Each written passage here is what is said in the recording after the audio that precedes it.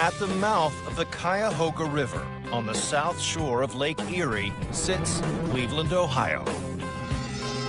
And not far from the towering skyscrapers of this Rust Belt metropolis is a quiet city park known as the Rocky River Reservation, which contains a diminutive but very special monument.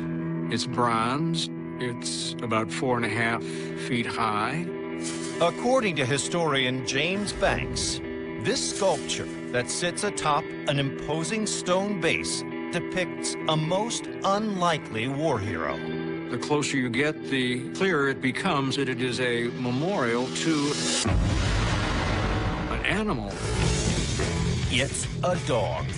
But who was this little mutt? And what role did she play in saving the lives of American troops in the heat of a ferocious battle? Papua New Guinea, 1944. This lush Pacific island is a flashpoint in a world at war. One young soldier stationed in this remote outpost is Bill Wynn, a corporal in the U.S. Army's 26th Photo Reconnaissance Squadron. The Pacific War was like no other war. The jungle was very humid. It rained almost every day. We just toughed it out and we did it. But for Bill and his fellow troops, the hardships of war are eased by the arrival of an unlikely and adorable new recruit. A stray Yorkshire Terrier that Bill names Smoky, after the smokestacks of his native Cleveland. Bill takes it upon himself to train the playful mutt. She could ride a scooter. She could roll a drum. I taught her the walking a tight wire blindfold. She could spell her name out of letters. That was a real difficult one. But Smoky's role goes far beyond entertaining the troops. She accompanies Bill on many of his dangerous reconnaissance flights over enemy lines. I figured if we're going to go down, we're going to go down together. She even gets her own custom-made Air Corps vest. And when Bill is eventually transferred from New Guinea to the Philippines, there's no question, Smoky goes with him. It's there that the plucky war dog has her finest hour.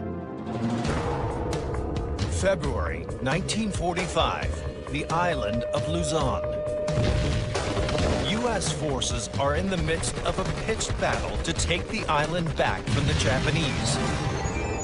Bill and his squadron have been charged with setting up a lookout post at a recently captured airstrip and must establish a communications link with headquarters in order to relay advanced warnings of Japanese bombing runs. To do this, they must run a phone wire beneath the runway to the Army's Operations Center. It became a crucial thing that this telephone wire got through. The problem is that digging up the runway to lay the cable will leave Bill and his men vulnerable to attack from the air. The Japanese were bombing that airstrip every day, at least once a day. The task is estimated to take 3 days of heavy labor out in the open, exposing the men to almost certain death. It's then that one of them has a brilliant idea. And key to the plan is Smoky. At the edge of the runway, one of the soldiers notices a narrow drainage pipe that seems to run under the airstrip in the same direction that the phone cable needs to be laid. And the pipe's opening is just large enough to fit a small dog. This is a totally new trick that Smoky has never tried. Threading a wire through a culvert may sound easy, but the chances are that the wire could get snagged or Smoky herself could get trapped. To encourage Smoky to go into the pipe, Bill positions himself at the other end and calls to his canine cable carrier. Smoky, come. Come on, baby. Smoky, come. Come. And upon hearing her master's voice, Smoky dives into the opening. Come, Smoke. Come on. Atta girl. Atta girl. Atta girl. Come. I yell across the Otis, she's still coming? And he says, yeah, I'm still feeding line. Okay, come on, Smoke, come on, baby.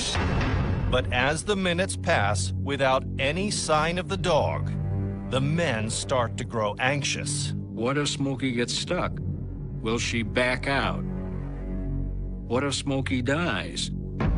So will Smoky make it through and save the day?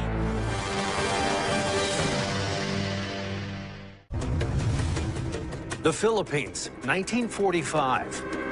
Corporal Bill Wynn and his fellow American soldiers have been charged with the task of laying a vital phone cable across a recently captured airstrip. The only problem is doing so will leave them hopelessly exposed to attack from Japanese fighters. But the Americans have a secret weapon, a 4-pound Yorkshire Terrier named Smoky. Can Smoky save the day? At the edge of the airstrip, Bill and his men wait anxiously for Smoky to emerge from the drainage pipe. As the seconds tick by, their fears begin to grow. Then, the heroic dog reappears.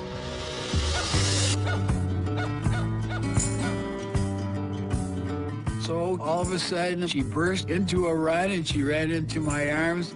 She still had the string attached, and with that, they were able to pull the phone wires through. Most dogs could not do that. The lookout post is established, and Smoky is commended as the hero of the squadron.